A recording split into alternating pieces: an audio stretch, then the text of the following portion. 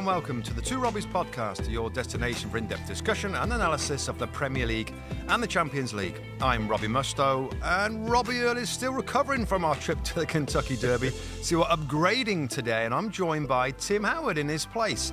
Here are today's topics.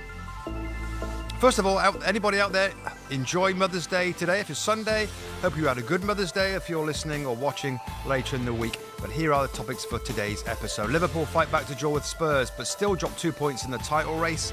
Man City respond with a resounding victory over Newcastle at the Etihad. Tim's Everton pick up a massive away win at Leicester to lift the Toffees out of the relegation zone, while Leeds fought to Arsenal and Burnley lost at home to Aston Villa. Plus, what to make of Manchester United after losing Brighton 4-0. And we officially say goodbye to Watford, who are relegated after defeat to Palace. All that coming up in today's episode. So welcome in, Tim. Thanks very much for coming in and upgrading our show. So Thanks for that. having me, man. I appreciate it. Let's start, before we get into the football side of things, we had a kind of an interesting weekend, my friend. We went down to Louisville, Kentucky, and we took in the Derby. Is that all right? Great. Is that right? Perfect. So we took in the Derby on the Saturday. It's the first time for both of us to go down there and experience that. What will be your takeaways from that little experience? Well, you and I, we did the show. We got to travel back here together, and I just think the pageantry of it. When you think of the Run for the Roses, you think of springtime and men in their suits, women in their dresses and the hats, and it's just it's a phenomenal day. Just smelling the cigar smoke and seeing everybody excited about the races, and I was amazed that nearly we were there on the paddock. Nearly everybody we spoke to had a soccer story, had a football story. I know we saw the scarves, and some people had pins on their lapel, but everybody had a soccer story, and it was amazing. It felt like a fan fest, didn't it? A little bit. It really did. With our set there, and people coming up and wanting photographs, and of course a lot of Everton fans there wanted to chat with you and stuff. It was, and I think that's I know it shouldn't be an important part of it all, but it's kind of fun to see how the sport is growing and how people are watching it. It just got busier through the day, didn't it? There's a buzz behind us. The horses started to come into the paddock, and the race was shown on the screen behind, and the cheering, and all those that were happy to win, and those that weren't winning were less happy. So it was a fun day, but of course that all packed away. We had to jump on a flight and get back here to Stamford to show today's games. And I mean, again, we've had a pretty interesting weekend, Tim. So let's get cracking here. I mean, the main game from yesterday, the late game yesterday, was Liverpool versus Spurs. It ended up 1-1. I mean, I think we expected this one to be the hardest one for Liverpool, just over the recent games in terms of the run-in to try and catch Manchester City. And it turned out that way, didn't it? It did. And, credit to Tottenham, because I just thought the way that Tottenham play, they defend in a deep block, they give you the ball. I think that's a recipe for disaster in the Premier League, because I just think these teams are so good. And you talk about Liverpool and Manchester City, they're the top teams. When you give these teams and these players so many opportunities near, in and around your box, and I know you're defending with numbers, there's always a piece of magic. There's always a bit of a mistake and a deflection, which we saw yesterday. So I always think it's worrying when you defend so deep and concede so much possession. But one thing I noticed about the Tottenham players was they never got frustrated. Going into halftime, I thought they hadn't had much of the ball, they hadn't had many opportunities, and yet they're all so collectively bought into Conte's way of doing things. You didn't see arms getting thrown up. You didn't see guys yelling at each other, play the ball here. They just defended. They waited for their opportunity. They knew they'd get one or two, and they did. I was a little surprised, Tim, at how well they defended, because I think Spurs, we know that Conte is going to do that, and it was super 5-4-1, and they were very compact. Harry Kane's pretty close to the midfield players, and then, of course, their own goal.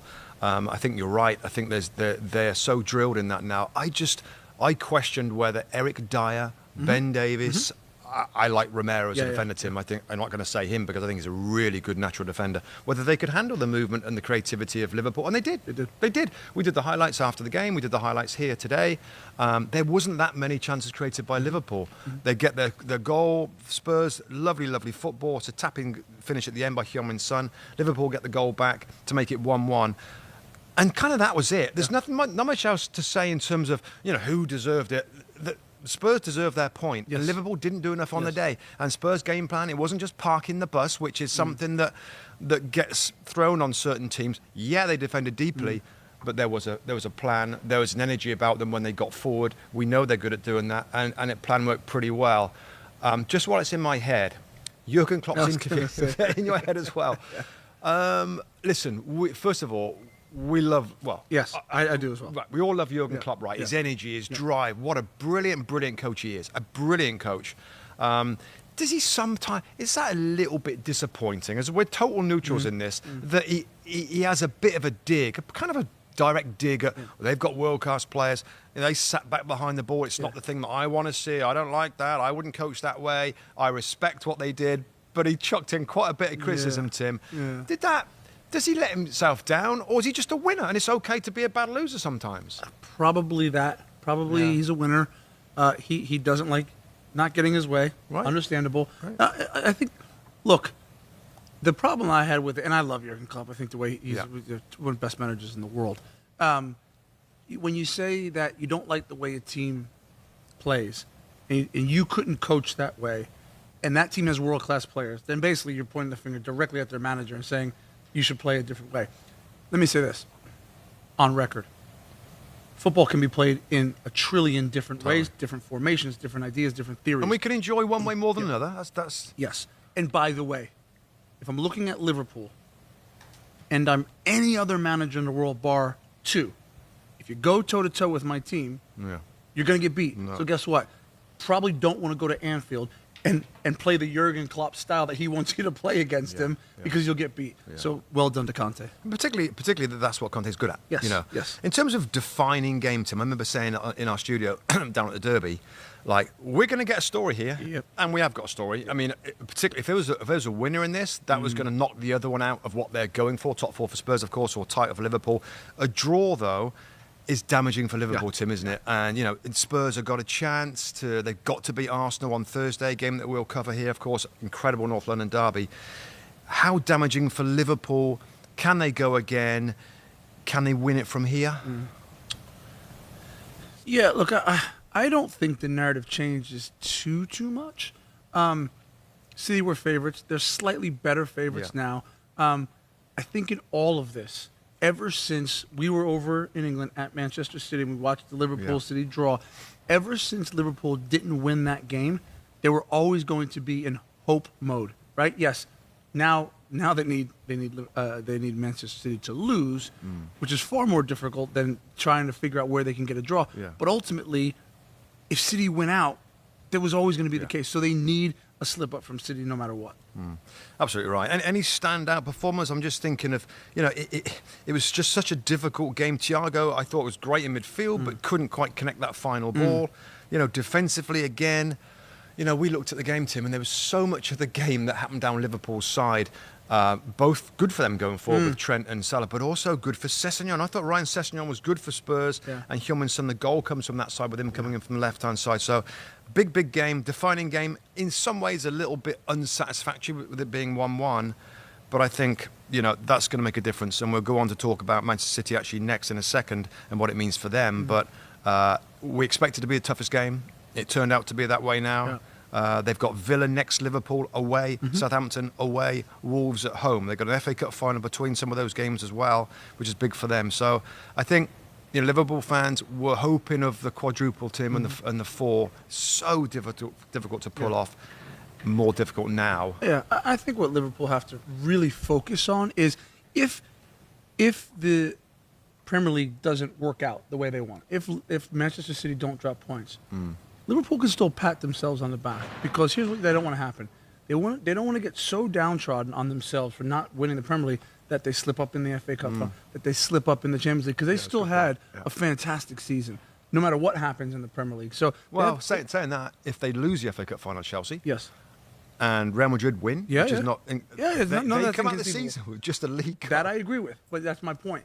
Staying focused on winning those trophies. Make sure it's more than that. The quadruple is nearly impossible. That's why people are talking about it. Right. So we shouldn't get too caught up. They shouldn't get too caught up, but we will. In the disappointment of it, because there's some other good things on offer for them. But as you said, if they end up not doing that and winning the trophies and losing the finals, it will be disappointing. Yeah. Man City, of course, all eyes on Man City today on the Sunday, the later game Sunday against Eddie Howe's Newcastle United. 5-0 as Newcastle late in the game. I thought There was no damage limitation. Yeah. They wanted to score. They wanted to entertain. They're expansive as ever. They got punished. Any surprise it was so definitive? Did you any thought in your mind that they might have a hangover from the Real Madrid loss and defensively poor? I mean, for me, they were right back into Premier League mode, Premier League zone, control zone. Let's get the ball. Almost impossible for Newcastle. By the way, saying that, Newcastle started pretty well. They played their game. They took the game to Man City for the opening 20, 30 minutes. But pretty definitive from City, wasn't it, after that? Yeah, and I think you talked about it on there. You know, this Premier League mode that they're in, they send a notice to every other Premier League team every week. Like, if you're not this good, we're going to beat you, and we're going to beat you handedly. Like, you can start well. I think you need to get an early goal. You need to get a first half goal against City, at least to make them have to chase the game, leave holes at the back. Get a bit more time. Maybe. But even then, they are so far and away dominant to every other team besides Liverpool in the league that it didn't surprise me today. And in fact, I love what Pep Guardiola said after the game. They were cognizant of it at halftime. They weren't just gonna 3-0. Okay, everyone's happy. They were going for goal difference. Yeah. I spoke about it after the show, after the game, where I said you saw the celebrations from Pep and his players at 5. We rarely see that from top teams. It's usually smooth sailing. So that tells me they talked about it. They said, you know what, go enjoy it. Okay, Champions League's gone, but go enjoy this run, and we saw that today. I think I'll pick up on that point because Pep, like punch in the air and running around and big celebrations, it's not really Pep. And I think the commentator said it, it's all part of the healing process. Yes. And I couldn't agree more. Yes. Like, I mean, that's such a body blow to lose that Champions League semi-final out to Real Madrid the way that they did. And I felt like today was a healing process. We're together again. Yeah. Come on, let's get excited for another Premier League title. It's not easy to do, which it isn't. And you know, you consider how good this Liverpool side is, right? And of course, me and Rob talk twice a week on this podcast, and we're astonished by how good Liverpool are with the different players now, the strength, etc. Well, this City team have proven over 35 games now that they're better, and that's pretty incredible to see and to take there. Well, let me say this: I think the scary thing for the Premier League is that team, Manchester City, in call it 4 weeks' time, is going to get even better. You talk about the targets they're chasing, but I will say the same thing about Manchester City as they did Liverpool. They could be disappointed about going out in Champions League, but by gosh, winning the Premier League in the fashion that they've done it, as well as they've done it over the last few years, they should be punching the air. They should be celebrating a 5-0 win at home to Newcastle in the running because they deserve it. They've had their off days, Tim, Man City, but would you agree, I said later in the show today, that they still look to me to be the team that can win games easily, more than any other team, even Liverpool. Liverpool, of course, have done brilliant. They've got a great run. There's just a bit more anxiety about Anfield when they're trying to break teams down, they're trying to win. I mean, Spurs are a little different because Spurs are a really good side. Yeah. But City, when they play against a lower side, I mean, I sit back and think, well, it's only a matter of time. They find ways through with these midfield plays. I know. Yeah. So is that an indication that they are the best team in the league, given how easy they can win so many games? Yeah, I think so. I mean, I look back to when Liverpool won the league a few years back. It was there were every. It was talked about how often they scored late goals, right? So these games were tighter. Yeah. Where City are every now and again show us they're human and they slip up, but it's comfortable. Yeah. We know what the narrative is. They're going to dominate possession. They're going to pin you in your own end. They're going to put you in that spin cycle in and around the edge of your own box. It's almost going to be, as you said, a matter of time. All right, let's just try and figure this out. There's 3 games left. Yep. Now, let's just assume, and Liverpool's aren't easy, in fact, a little tougher than Man City's. But if Liverpool win out, they can get to 92 points. 3 games remaining for Man City. Wolverhampton Wanderers away, West Ham away, Villa at home. Now, what's got to happen is they got to lose one of those 3. And then if we're assuming everything else is won by them and Liverpool, that will put them on even points. Goal difference, they have a 4-goal better stat on that. So again, even if that happens, they've still got a chance. Or they win one and draw 2. How possible is that? Again, Wolves away.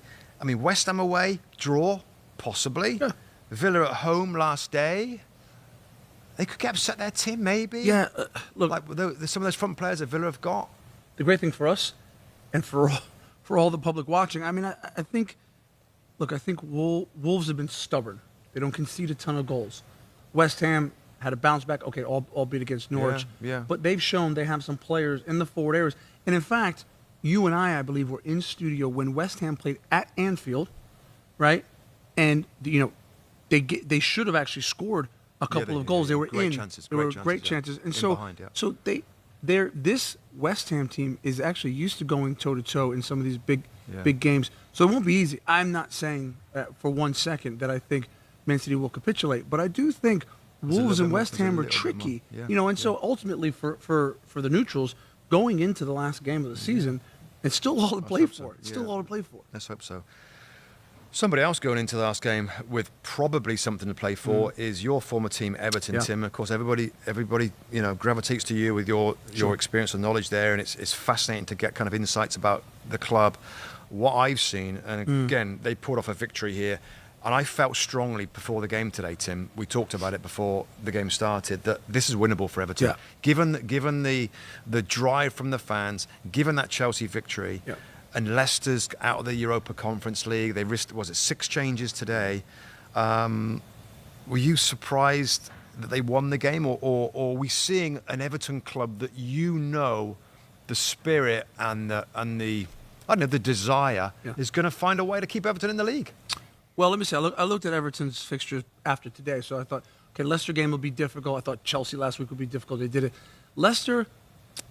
You know when I knew today that Everton would get a result was when I heard Brendan Rodgers talk, and he said they're out of the cup, and you know their league form hasn't been very good, and he just said, you know, we still have something to play for, that feel good factor going into summer, and I thought I've heard that as a player before. I've actually been in a dressing room where my team finishes mid-table, and you think, absolutely nothing to play for. And we saw that. And he said more things, by the way. He said more to him. He said, look, we've got suspension, we've got injured players who've played, 19 cup games and more than anybody else. We've Thursday to Sunday.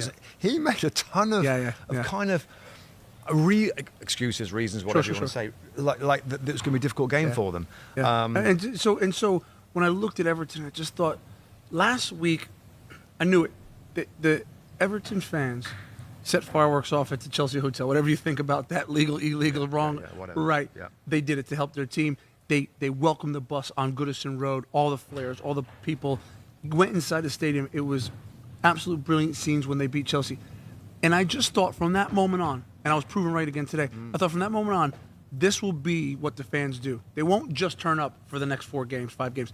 They'll be in voice, in song, with flares. They'll be at Team Hotel. They'll see the team through training sessions. So I just thought they're going to get Everton through this. And it's been proven so far, last 2 games. Everton will beat Watford. They'll get something there. Brentford's been tough. Palace. Brentford, but those 2 games are at Goodison. Yeah. I mean, the fans they're gonna be fever pitched to get. I mean, you now start to look at it and you're like, well, hang on, 3, maybe 4, 5 points. I mean, they'll get to 40. They could get a 40 points. They'll get to 40. Which is, I mean, honestly, a few weeks ago, it's like, wow, where's the next win coming from? And that's why it's dangerous for everybody, us included, to look at the fixture and say, well, they've got some difficult games, and we do it all the time. You never know with these teams that are fighting for their lives at the bottom. And Burnley was the same. We couldn't have thought 3 wins out of 4 from them. Absolutely. Now Leeds United, and we'll get to them in a second. Actually, next game, I've got to find ways to do that as well. I want to ask you about Jordan Pickford because, God, blimey, Tim. You know, give me like, instead of like, take out the last 2 or 3 weeks. General thoughts on Jordan Pickford minus the last month.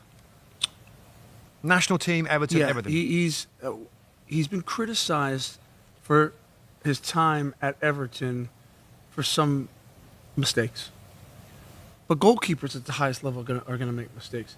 He's brave. He has his bravado. He has his confidence. He actually doesn't care about those things. And so there have been times when he's made mistakes. He's put on an England shirt for the last however many years as number 1. He's not put a foot wrong. No, he's not put a foot wrong for England. Loves him. Yeah, as he should. And so now you're starting to see more of a leader. So there's always a switch with players, and you know this you go from being a good player, a good teammate, or a top player to being a leader. Yeah, you feel you're important to the squad. You feel you're important to the team. You feel that how your energy gets conveyed onto the team, to the public, to the supporters. That's when you become a leader. Jordan Pickford has become a massive leader for his football club. I tell you what, Seamus Coleman's been there 13 years, doesn't have a ton of time left at the football club as a player. The next captain of Everton Football Club, if it's not Jordan Pickford, I'd be shocked. I'd be absolutely shocked, because those are the performances he's put in, but it's also the character that he's showing. I want to ask you one more thing about Pickford, because I think it's fascinating, and of course, it's great to have you on the podcast to explain this. I think we both agree. Watching him keep goal now, he is as sharp as a tack. His feet, his saves. He looks like he can't. It looks like he's unbeatable. And I think, I remember some great goalkeepers that I played against and stuff. I think there's sometimes you get into that mode. Tell me, Tim, what it feels like to be in that mode and how you get there. I mean, he is top form. He's top form. When I look at goalkeepers that are in that zone, he's certainly in that zone. You look at the performances he's put in recently, but also Chelsea last week. What did you feel like when you were in the zone? Because and how did it get there? The ball, I always often say, the ball feels and looks like a beach ball. Right? Beach balls are easy. Big beach balls, colorful. You can see them. You see it right away off the striker's foot. You're quick to react. Your bootlaces aren't tied together. You're in this. It's poetry, and that's what you see, the way he moves across the goal. He's not fumbling things, putting balls in good areas. It's just so easy. Everything slows down.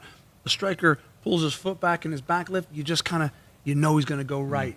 We saw that last week against Chelsea with Kovacic at the end. He tried to give him the eyes and go that way. Jordan Pickford never leaned one way.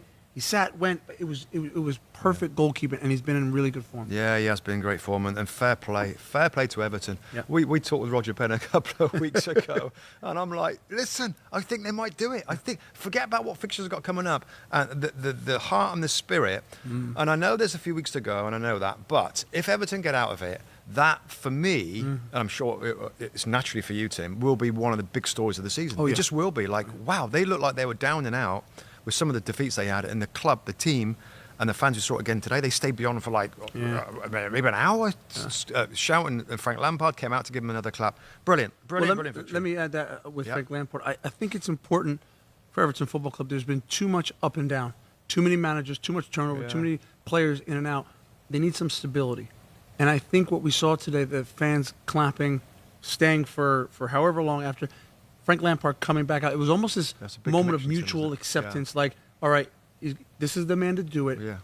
You want him to continue in this vein. Yeah. And quite frankly, had they gone down, I don't know if there'd be another switch there somewhere. Yeah, probably. They need some stability, and Frank Lampard can do that. But right now, he needs this on his CV to stay up. He's learning a lot, mate. Yeah, he's learning a lot right now. Yeah. Okay, so Everton's gain was Leeds United downfall, and Arsenal 2, Leeds United 1. The result from the Emirates Stadium. Oh, God, blimey. Again, a quick goal. Eddie Nketiah is the first story. Let's talk about him quickly, Tim, because we know that his contract is up. We know that there is a contract on the table that he's not signed, probably because it's not a contract of a player that they expect to be an important part of the team. He has had an opportunity with Lacazette dropping to the bench, and he has taken it with both hands. I mean, they've got to upgrade the contract, haven't they, for Nketiah, the club? Yeah, and look, he's my underappreciated performer of the week. What I like about him is everybody talks. All players talk. Very few players go out and do it. And he basically said, I want to run in the first team. I want to be a first-team performer. I do it for the England under-21s. And I thought to myself, when I heard that, I said, well, then go on and do it. And Mikel Arteta has said the right things. He's done the right things. Mikel Arteta loves Eddie Nketiah. He's put him out there, and he's rewarded him with goals. And quite frankly, he's doing what Lacazette couldn't do for this club. He's leading the line. He's putting himself in dangerous goal-scoring situations, getting the goals. And look, there's absolutely no doubt in my mind that I know they've come to a standstill on the contract. Yeah. He'll sign a new contract. Yeah. Arsenal will give him the offer that he wants, and he'll sign in the summer because they need to keep him. The only thing, Tim, and I'm sure they'll try and get him to sign, could there be, you know what, I know now, but you're going to buy a new striker. Sure. I'm going to be sat on the bench. I want to play. Sure. In my opinion, and I'll get yours in a second, I get that. I get the frustration. But your age and what you've done in international youth levels through the team's incredible amount of goals, by the way, and what you're showing now, if somebody else does come in, you're going to have to suck it up and get on with it for me. Yep. I know you want to leave. Yep. Leave an Arsenal Football Club team. Correct. I mean, you played with some great clubs, Man United and Everton. I didn't. To walk away from a club like Arsenal, wow, that's going to be difficult. So I hope he signs. I'm sure the club will try and get him to sign a deal and offer him more money or whatever it is. But he is certainly one of the stories. Now, And in terms of the top four challenge, they're in a great spot now, Tim. They're 4 points ahead of Spurs. Big North London derby on Thursday, of course. After that, by the way, Arsenal have got, after the Spurs away, they've got Newcastle away and Everton at home. Again, this is going to probably go both sides. But we're really, I'm scared to say it, but confident now that Arsenal can do it. Or can Spurs go there and do a job on them on Thursday and turn it over again? I actually think Spurs can do it. I do think Spurs just wins on Thursday. Which then that's it makes it tight, but it makes it tighter. But then after that, I think they both win out, and Arsenal will finish fourth. It'll be tighter. Point, yeah. But if Arsenal, I mean, the crazy thing is if Arsenal get to 3 points Thursday, North London derby, it's like massive gap. It's a 7-point gap. It's just like, and it's done. It's done and dusted at that point. And we'll report that, and we'll talk about it, and we'll like praise Mikel Arteta for the job that he's done. So it's really a must-win for Tottenham because it really is. Look, Arsenal don't want to lose, but if it's a loss or a draw, they're still probably going to win out. Yeah. Just switching over to Leeds United, because that was a big story for me today. Everton's victory. Leeds United now in the bottom three. Luke Ayling sent off. Mistake from Ilan Melia, the goalkeeper, for the first goal. We saw Jesse Marsh afterwards, Tim, that I thought the first time looked a little rattled by the situation right now. I think he's done for the most part. He spoke really, really well. I really enjoy listening to him talking. He's tried to connect the fans. He's clapped them. He's had huddles. He's done everything to bring the club together, and it's worked, by the way. The fans love what he's done so far. Results were pretty good. Now he finds himself in a situation where Everton are finding remarkable results, and Burnley have found remarkable results. They've got to go and do it themselves. Again, I'll just go through the last 3 games of Leeds United. Chelsea, they've got midweek at home. Brighton at home. That's going to be a must-win. Brighton can frustrate you with their possession. Yeah. And Brentford away. Brentford are flying right now. I mean, just enjoying being in the Premier League. Are Leeds United now your favourite for relegation, Tim? Yeah. I mean, I look at it and just think, I think with the fixtures Everton have coming up, which we spoke about, I think they get to 40 points at least. When I compare Burnley and Leeds running, I don't think Burnley get anything at Tottenham. Yeah, Tottenham away. Yeah. Okay, Villa away next. So Leeds doesn't get anything against Chelsea. Right. So that's a wash. So they have 2 games left. Villa and Newcastle for Burnley, it's going to be difficult. But Leeds have to find. Brighton just brushed aside Man United, by the way. We'll get to that, right? That's not going to be an easy game. No. Brentford, and then Brentford away. At home, Brentford at home. The Brentford's going to be at home at the end of the season. They've had a brilliant season for their standards. Are they in cruise control? Are they on the beach yet? Maybe. But Leeds have got to find something there because as it stands right now, I mean, look at their minus 35 goal difference. It's crazy, that number. So the goal difference isn't going to get made up, clearly. No. I mean, Leeds United, I think it comes down to the final day of the season. Correct. And Leeds are playing and Burnley are playing. So let's switch it to Burnley, Tim, because, Mike Jackson, amazing first 4 games with 3 wins and a draw. They take a pretty heavy beating at home to Aston Villa. 3-1, the Villains won there, and really good play from their attacking players. Can Burnley go again? I mean, it's hard to keep a close eye on all the games. This is one of those that we didn't get a really close eye. Well, you worried for them? Mike Jackson, I think, has done a good job, certainly, of new manager bump, right? Galvanizing that team to kind of kickstart them a little bit. Some results, they found some results. It was obviously not going to continue, every single game. I think Burnley need to find a point, at least 2 points, maybe somewhere in here, and it's going to be difficult. It's going to be really difficult, It's between them Leeds, isn't it? I mean, I of don't know course why I'm saying that. Everton have only got 1 point more. It just feels like. But Everton also have a game in hand as well. Yeah. It just feels as if that last game of the season, and I can't see them getting anything in the next 2 games, either Burnley or Leeds. Comes down to Burnley versus Newcastle and Leeds versus Brentford on last day. Yeah. Well, let's switch it to a different area of the league table and Chelsea. And there's got tons of stories itself. The Todd Bowley is very close to being kind of confirmed as a new owner of the football club, along with investment funds and different Swiss billionaires, etc., etc., etc. Got to say, not playing well, Tim. No. 2-2, they seem cruising. allow Wolves back into it. For some reason, Chelsea's defence looks absent. We know that they're going to be losing certain players. Rudiger's going to go. Thiago Silva is going to stay. Christensen's possibly going to go as well. Are we worried about Chelsea in any way? What are your thoughts on Chelsea right now? What are your thoughts on Christian Pulisic? That's what I want to get from you. And Romelu Lukaku. You know Big Rom really well from your time together, of course, playing in England. Yeah. What your sense with Chelsea right now? Disappointed in Chelsea. When I look at them, they're in third place. They're a million miles away from title. I mean, and the money they spent, and them and everybody else, by the way, because Liverpool and Man City are so far ahead, but the money they spent last transfer window, the one before that when you had Ziyech and Werner and Havertz, they spent a lot of money. And you bring in Lukaku this year, whether he vibes and gels with the manager, again, we don't know that, right? We also know Roman Abramovich, who's sold the club, has made a lot of personnel choices, and that's worked in the past. But I just look at it and I think to myself, they should be far better than they are. And my question is, which I don't quite have the answer to yet, when Thomas Tuchel came in for his first 12 months, and I said this on air, everything he touched turned to gold. They were phenomenal. Not only did they not give up goals, they didn't give up chances. No. I mean, you were watching that thinking, one good chance a game the opposition got. And now you can't obviously do that all the time, but things haven't been clicking. There just seems like there's some dissension in the camp. And look, I hope under the new ownership it's slightly different. Roman Abramovich Might settle down now, Tim, on it. It's probably going to settle down. They can do some trading, player trading in the summer as well. They will, but because here's the thing. Chelsea had set a standard, or a precedent, I should say. The club's always been about player power under Roman Abramovich. There was that set of players who could get a manager hired, fired, and so it didn't really matter who the manager was. And I think we're getting to the point now where we see the successful teams, Manchester City and Liverpool, it does matter who the manager is. You know, Arsenal's having success by backing their manager. Yeah. And so that is important. And again, we hope Manchester United do the same thing with Ten Hag. So Thomas Tuchel is brilliant. He's a brilliant manager. We know that. We've seen what he can do.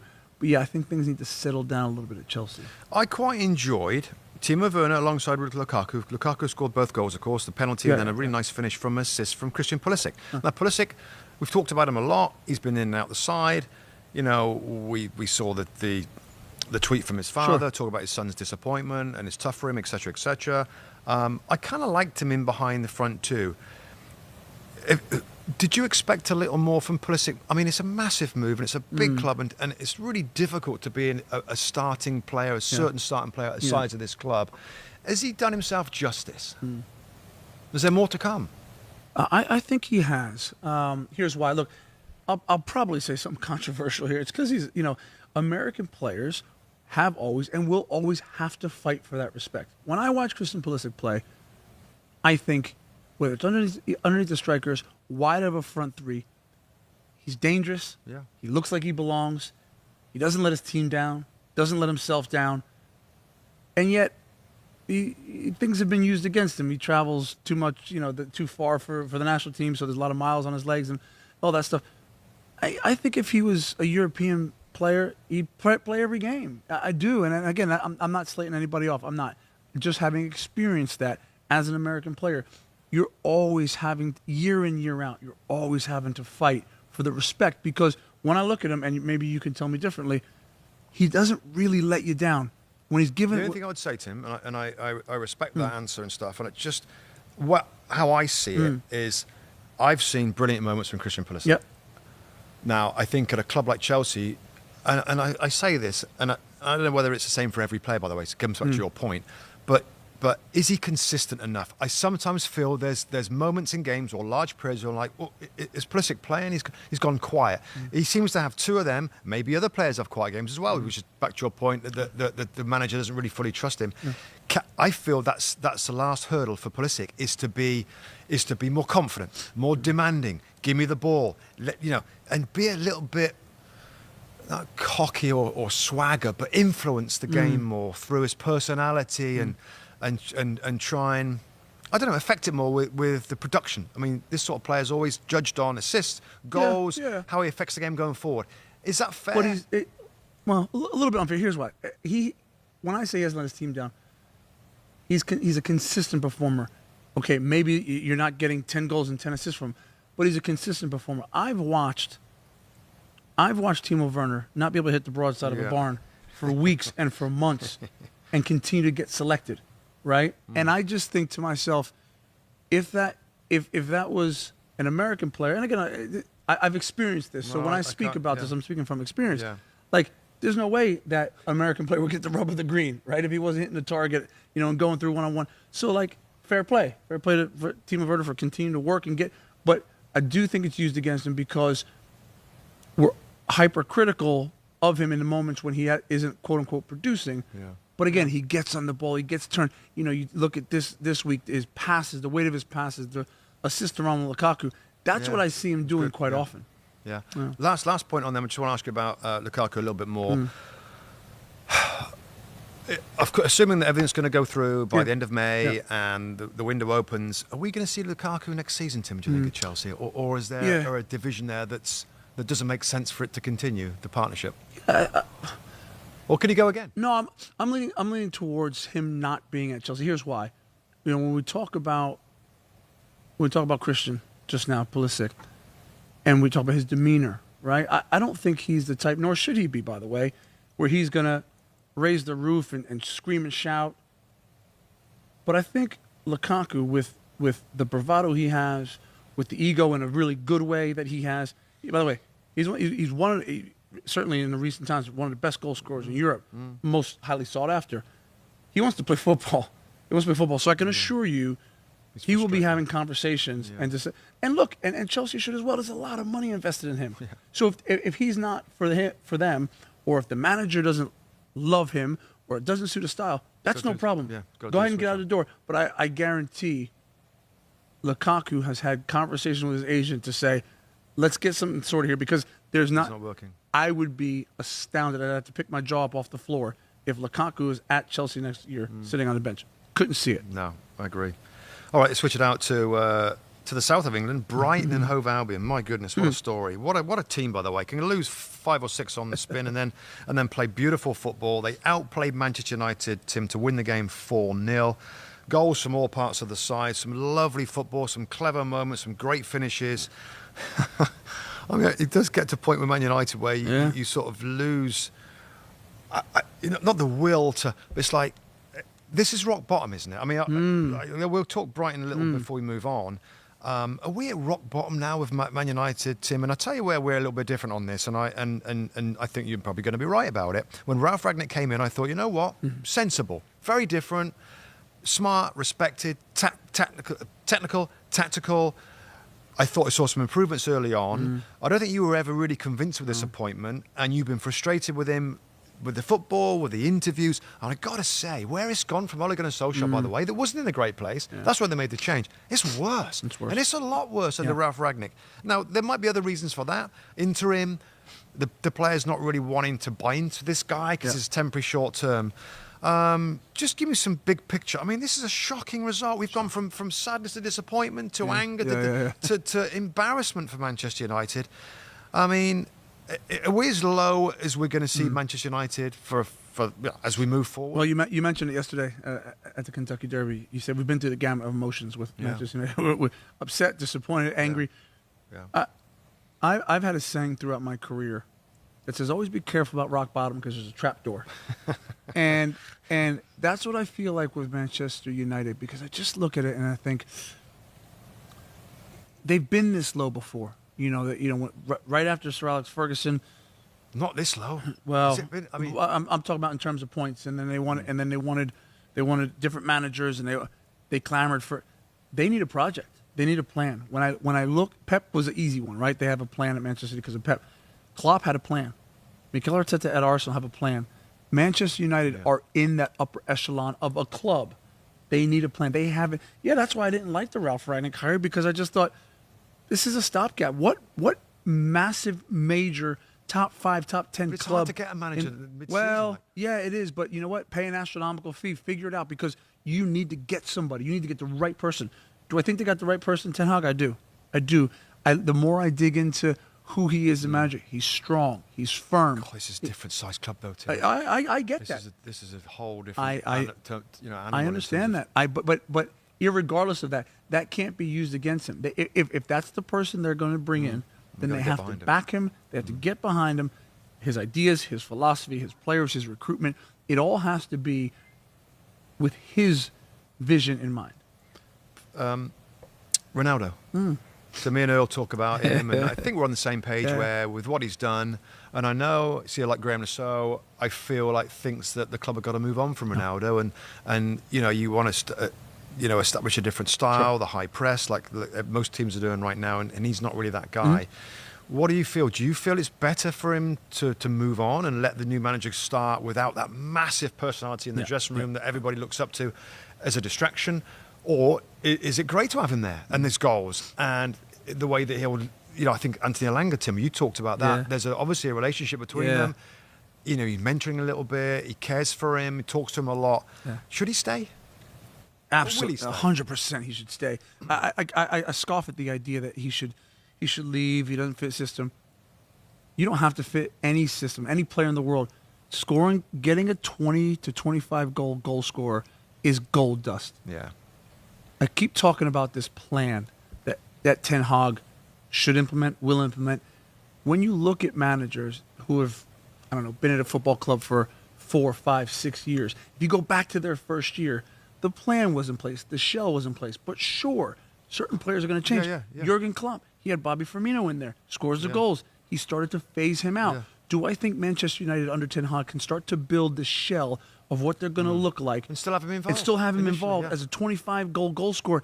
Yeah, you go in, you talk to him. By the way, he's the fittest guy on the pitch. He can still you can still start your defending high up with him that you want. He's going to get you goals. Right. So even if you have to compromise that a little bit. He's never been a presser. He's never been a hard worker with that. Never, because I can tell you what they can do.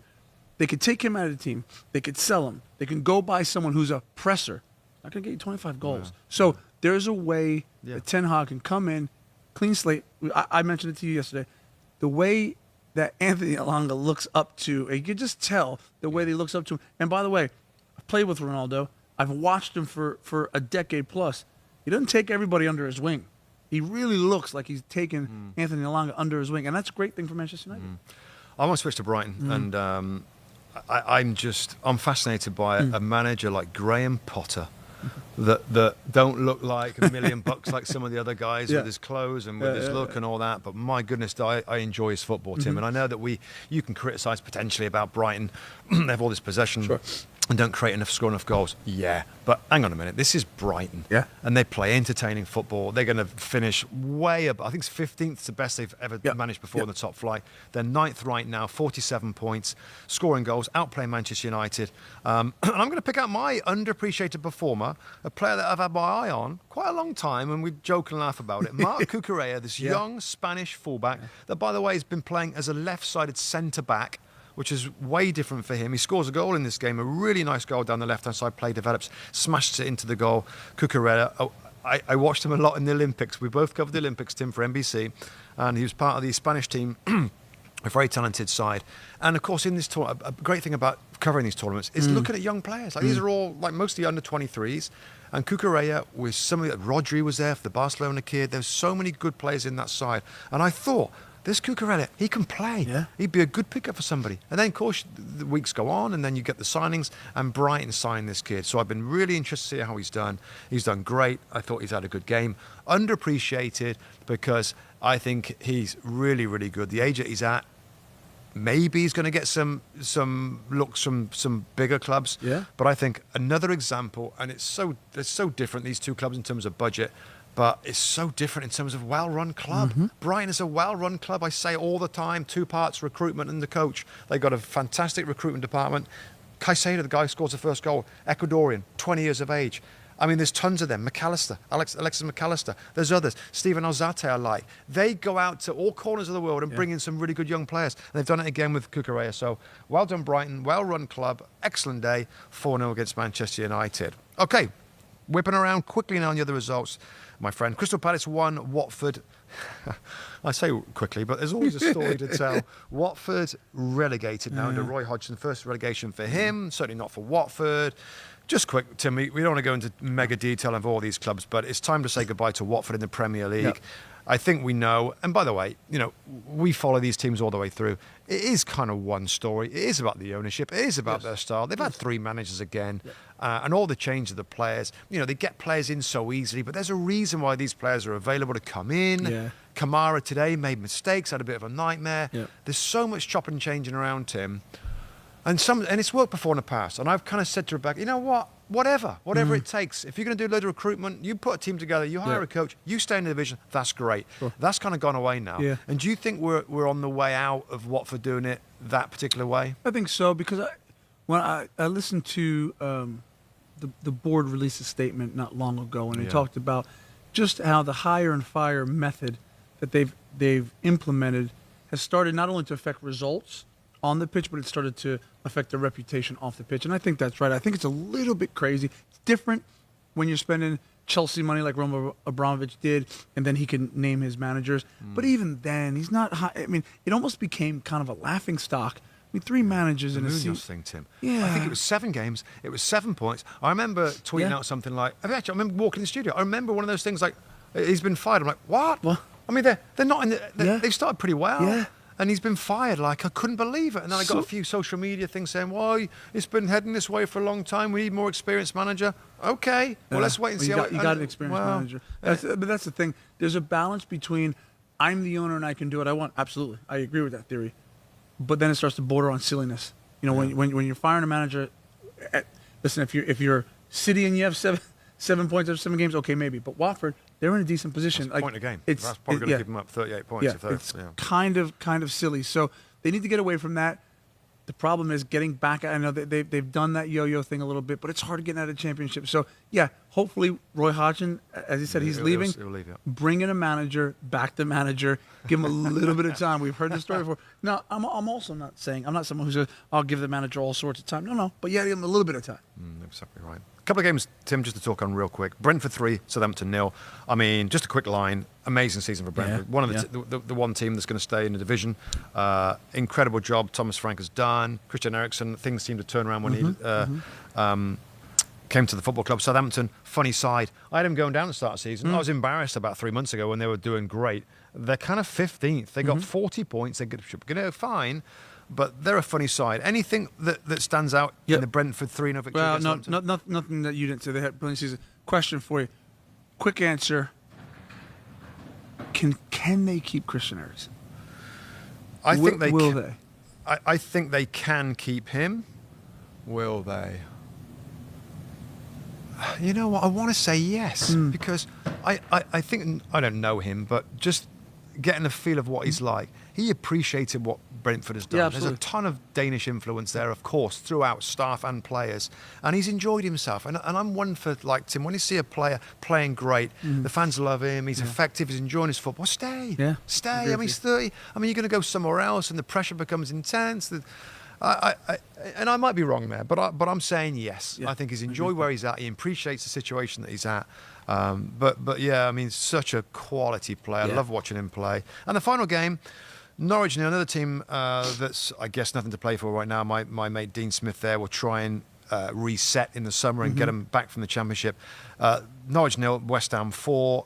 Incredibly disappointing for West Ham United on Thursday. Eintracht Frankfurt.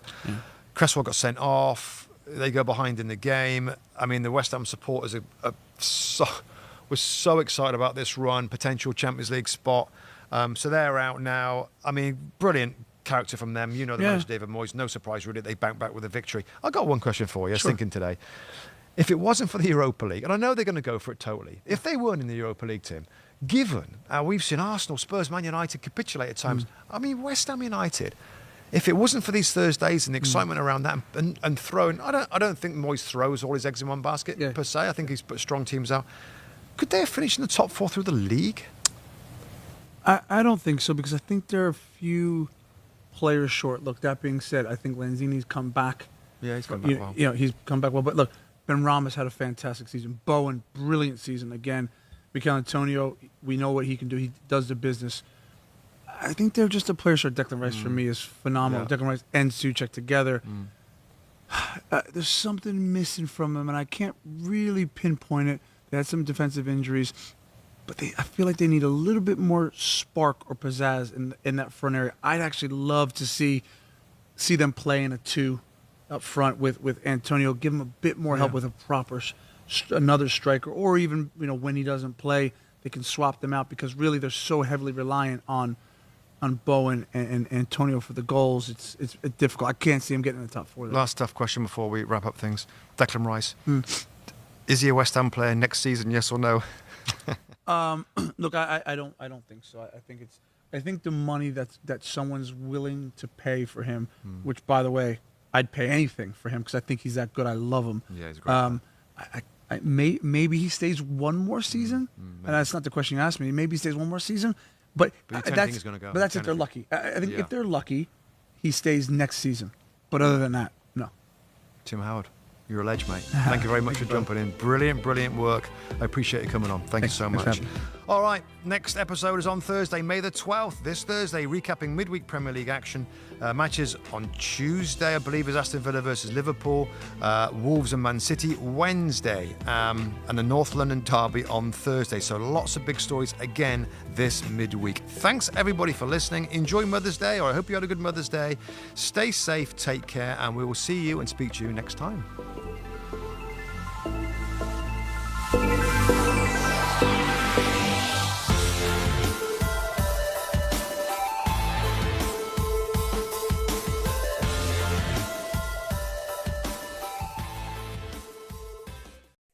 Hi there, I'm Rebecca Lowe, studio host for NBC's coverage of the Premier League. Don't forget to hit subscribe to watch highlights all season long, and be sure to tune in for Premier League mornings every weekend at 7 a.m. Eastern. And for even more content, head over to Peacock, where we've got live games, original series and a dedicated round-the-clock Premier League channel featuring studio shows, classic matches and much more.